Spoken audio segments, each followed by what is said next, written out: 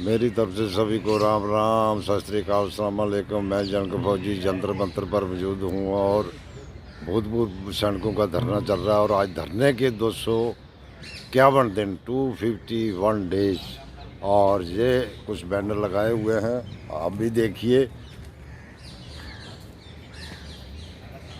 ये है service pension, officer disability pension और ये जो है साबका सैनिक संदर्भ कमेटी और ये विधवा पेंशन का है और ये MS पे का है और ये सातवें पे कमीशन का है। और आज जो है वो हम चर्चा करेंगे स्वामी जी से, गोपालकृष्ण से, जिन्होंने इसके बारे में स्टडी की है MS पे के बारे में, क्योंकि हमें भी इसके बारे में ज़्यादा पता नहीं है। बोर्ड लगे हैं, आम लोग नहीं पढ़ते हैं, इसलिए हम अलग अलग बोर्ड का अलग अलग दिन में जो है वो देते हैं। तो केरला वगैरह से भी काफ़ी जगह से फ़ोन आ रहे हैं, इन चीज़ों का हमें पता नहीं था। तो हमारे साथ हैं गोपालकृष्ण जी, राम राम। नमस्ते सर। नमस्ते सर, ये MS पे का बोर्ड लगा हुआ है, हमें भी इसके बारे में इतनी ज्ञानता नहीं है, तो आप बताइए थोड़ा विस्तार से, ताकि हमें पता लगे कि इसमें क्या है क्या नहीं है, बताइए सर। ओके। जय हिंद साथियों, अपना पुनः स्वागत है अपना वेलफेयर जो हमारा जंतर मंतर के जो डंडा वाला जगह पे जो हम आपने जो सवाल पूछे मैं उसके बारे में बता रहा हूँ। MSP वो है MSP, ये MSP सबको पता है MSP क्या है, लेकिन मैं एक बात बता रहा हूँ क्लियर, पहले बताना चाहता हूँ, हो सकता है बाद में आप सुनेंगे नहीं। ये MSP कभी हमको मिलना नहीं है, ये एक जुमला है। ये जुमले के पीछे का कहानी भी हम बताएंगे। MSP तो 2006 में आए थे, जो 6th CPC में, जो यूरोपियन देशों में वहाँ का जो सैनिकों को एक बराबर एक भत्ता देता है, इक्वल भत्ता बोलता है उसको, वहाँ पर उनका जनरल हो या उनका निचले वाला रैंक हो, दोनों के लिए एक बराबर MSP देती है। तो इसका मांग 2006 में सिफारिश हुआ है, मतलब 6th CPC ने मान लिया इस बात को। सेना का अधिकारियों ने ही ये यूरोपियन देशों का बात को लेकर लगा के डाला था। तो इस चार्ट के अंदर क्लियर लिखा हुआ है। उस टाइम पर हमारा अधिकारियों ने 6th CPC का स्केल में 1000 रुपये जवान के लिए, जवान JSO MNS के लिए 1000 रुपये और कमिश्नर अफसरों के लिए 6000 रुपये रखा। तो एक सिविल अधिकारी जो IAS अधिकारी है, उन्होंने इसको ऑब्जेक्शन किया, उसका परिभाषा समझाया, तब जाके JSO जवान MNS के लिए 2000 रुपये दिया। तो हमारा MSP 6th CPC लागू हुआ। उसके बाद जो हमारा आगे निकल के आके आपने देखा 7th CPC, लेकिन 7th CPC जैसे आया उस टाइम पर उसका मल्टीप्लाई फैक्टर के हिसाब से 2.81 2.57 इस हिसाब से जो उसको बढ़ोतरी हो रहा है, तो 5200 रुपये JSO जवान MNS के लिए हो गया और अफसरों के लिए 15500 रुपये हो गया।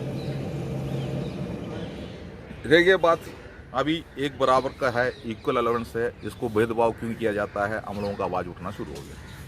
लेकिन जो ये इसको लागू करते टाइम पर हमारा देशीय संगठन बहुत रहता है, हम भी उसी के अंदर मेंबरशिप लिया है, हम भी वोट डालता है। इस संगठन क्या कर रहा था, ये एक सवाल है, आप ही पूछ लेना उसको। जो कि अब इस चीज़ को, इस बात को सरकार का खजाना को बचाने के लिए क्या कर दिया, मैं ये बताना चाहता हूँ। नहीं तो उस टाइम ये जो संस्थाएं थी, नहीं आपने वो बताया नहीं 2017 का, जो उसको विस्तार से बताइए थोड़ा, जो MNS को कैसे कैसे लागू की इन्होंने और वो उसका पूरी कहानी क्या थी।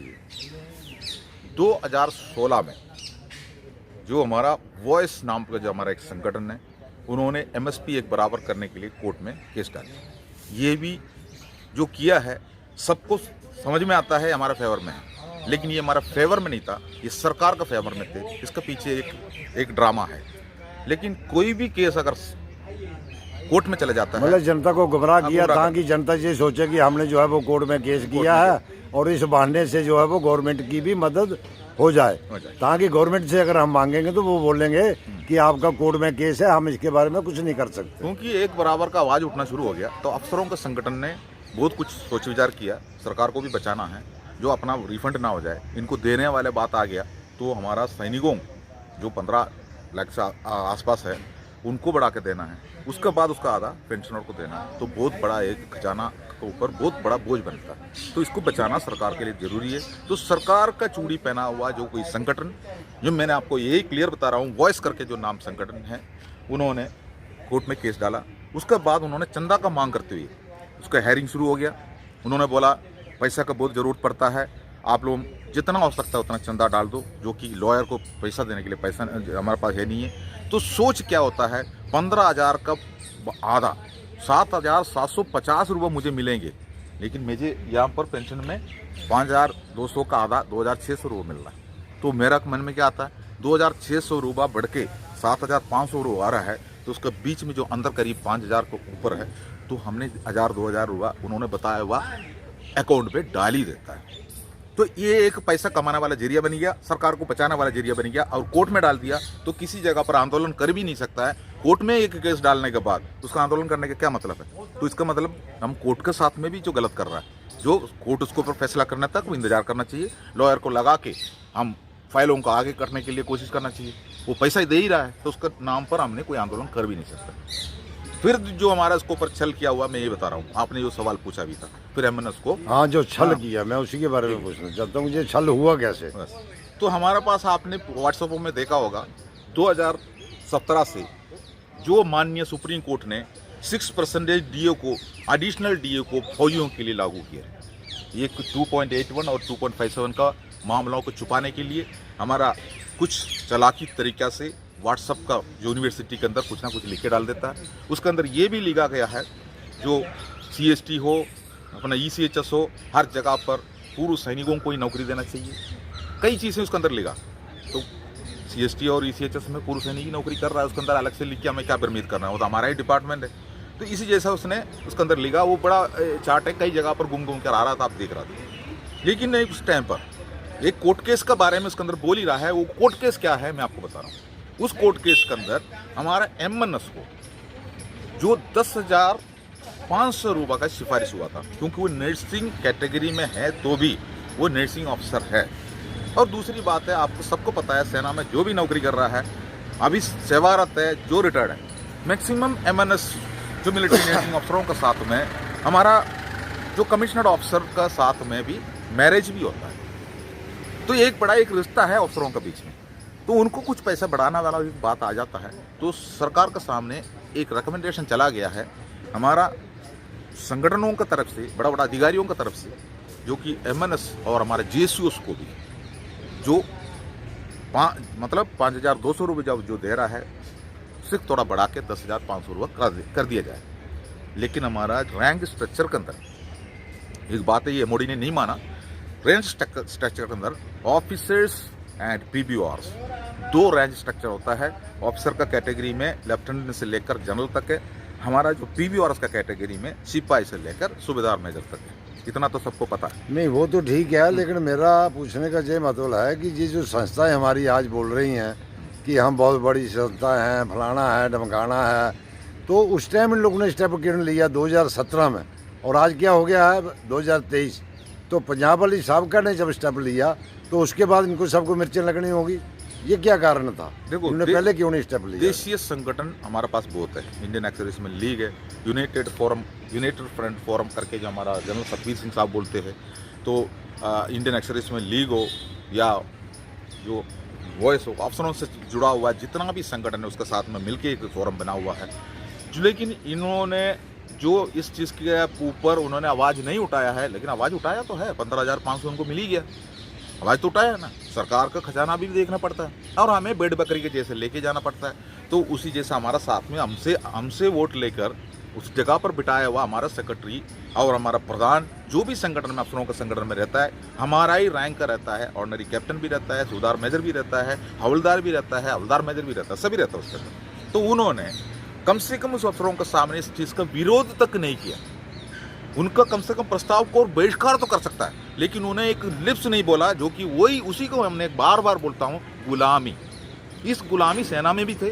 उस गुलामी को मरने तक लेके जाने के लिए हम लोग ने किसी को बना के उस जगह पर बिठाया हुआ, तो उन्होंने आवाज़ नहीं उठाया, तभी तो हमको ये नहीं मिला जो। लेकिन ये चालाकी से क्या कर दिया, 10,500 MNS को देने वाला कागज़ में GSUs का भी रिकमेंड था।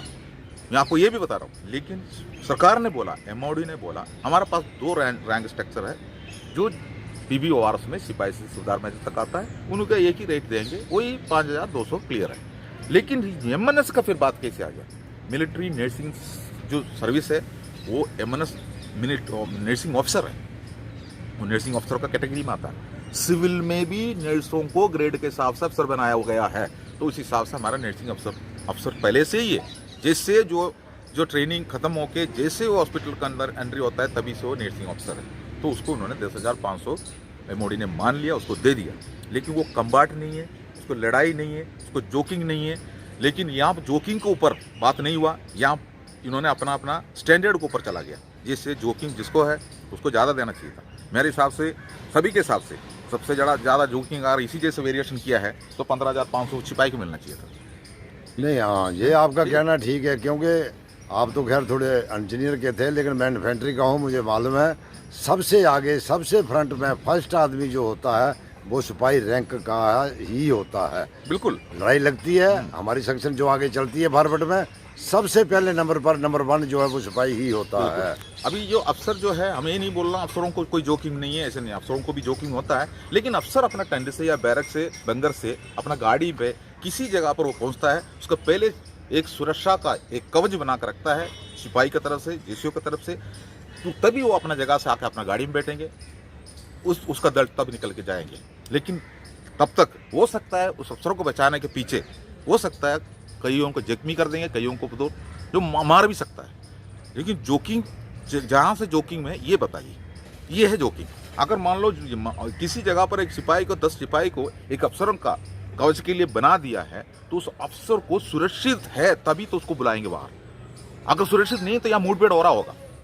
ठीक है, ये सी जैसा जोकिंग के लिए ही MSP बना है, ये बाकी डिपार्टमेंटों के लिए, ये सेना के लिए दिया है। लेकिन उसको इसी जैसे भेदभाव को पटल में लेकर आया। अब दूसरी बात मैं इसके पीछे बता रहा हूँ, मैं अब पहले शुरू में बताया था एक जुमला है, ये नहीं मिलेंगे, ये आपको इसके ऊपर मैं बता रहा हूँ। ये इसलिए है, ये केस कोर्ट में चल रहा है, अभी कोर्ट में चल रहा है। आप पिछले 3-4 बार आपने कोर्ट केस के बारे में आपने सुना है, अगला तारीख।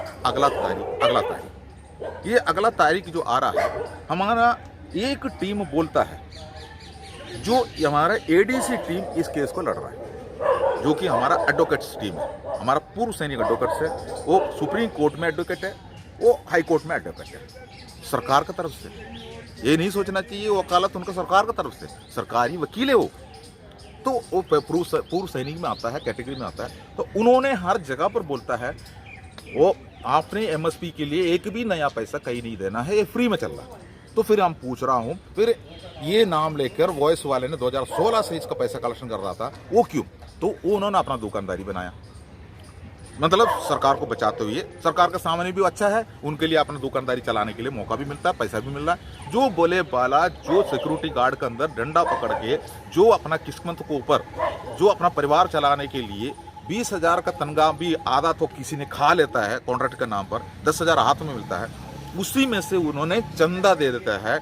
ये जो कोर्ट केस चल रहा करके, मैं बता रहा हूँ, मरने तक लूट रहा है।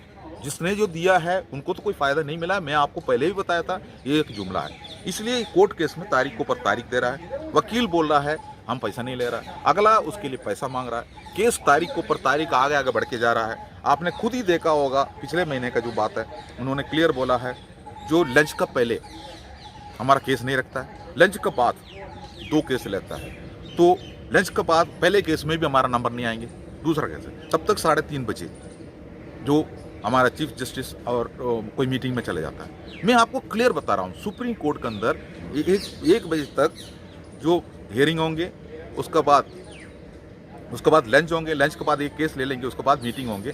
जितना केस चला है उसका पूरा मीटिंग चीफ जस्टिस के साथ में होता है, इसलिए इसका तारीख के ऊपर तारीख जाता है। फौजी का केस आखिरी में रखता है, फौजी के केस आखिरी में ही होंगे, इसमें कोई महत्व नहीं है। अगर बताएंगे कोर्ट फैसला करेंगे, जो बताएंगे सरकार देने के लिए तैयार है। इसी जैसा बोल के अफवाह फैला कर रखा है। MSP कभी भी नसीब में नहीं मिलेगी। जय हिंद। जय थे स्वामी जी हमारे साथ। इसी के साथ इस चैनल को ज़्यादा से ज़्यादा जो है वो शेयर करें और सब्सक्राइब करें। मैं जनकराज जंतर मंतर से, मेरी तरफ से जय हिंद, जय भारत, राम राम।